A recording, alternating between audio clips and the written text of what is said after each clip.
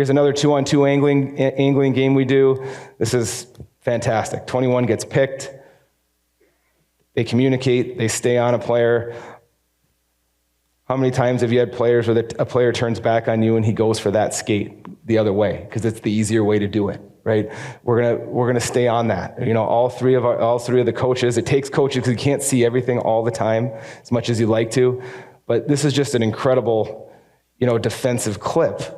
And if you get all your players playing that way all the time, at our level, and I would argue probably at most of the levels in here, you're always going to be in the game.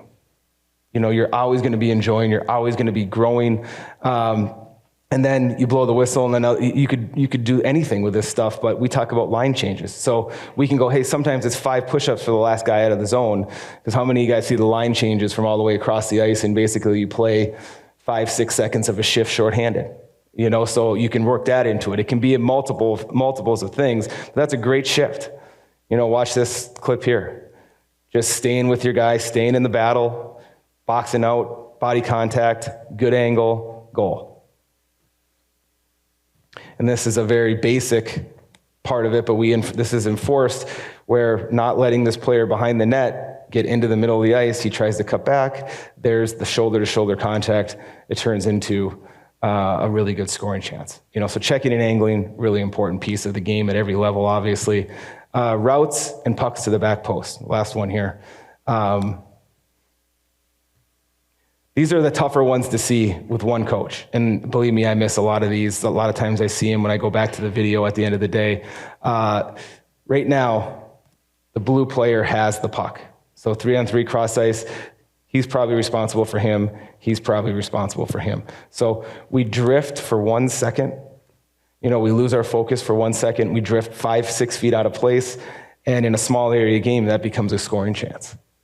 And as you'll see right here, there's a nice play, and then this player gets to the back post, which is awesome. Doesn't score here, but that drift, that poor route, we probably drifted 5 or 6 feet too far in a turnover transition scenario. So now, by stopping that, talking about that, you can create that muscle memory, the mental cue, where, okay, there's a turnover, I'm going to find my guy right now.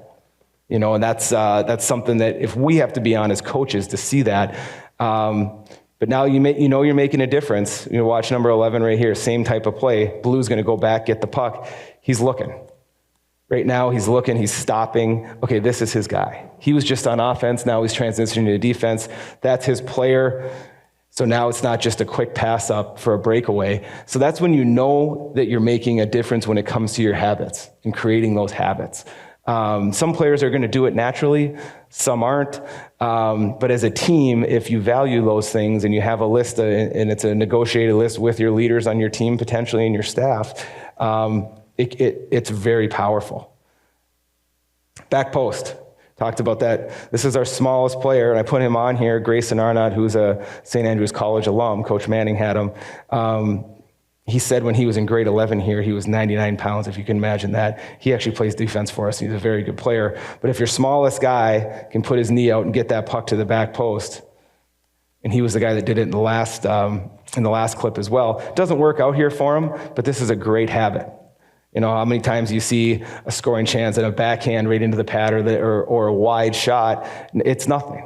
So just trying to get that puck to the back post, either with your body or obviously with that Royal Road pass, is such an important thing, but we would praise that. That's an outstanding play.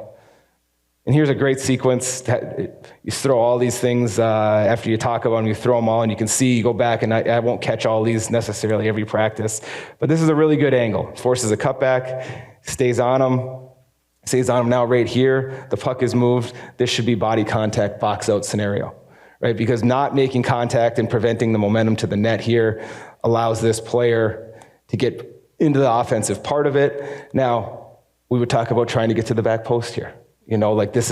So trying to get over here without running into the goalie, obviously that's a penalty. So it's a skill to be able to do that. But because we don't, we take a shot that has very little chance of going in, and the puck goes to the other side of the net, and now we go for a skate. So our route isn't great. How many times have you guys coached a team that has a 2-on-1 or a 3-on-2 or whatever, go in one way, and then all of a sudden it ends up back in your net 10 seconds later? Happens all the time. so you can get those mental cues, those habits into your game in these small area games, because now we just turned a grade A scoring chance into a 2-on-1, almost backdoor coming back the other way.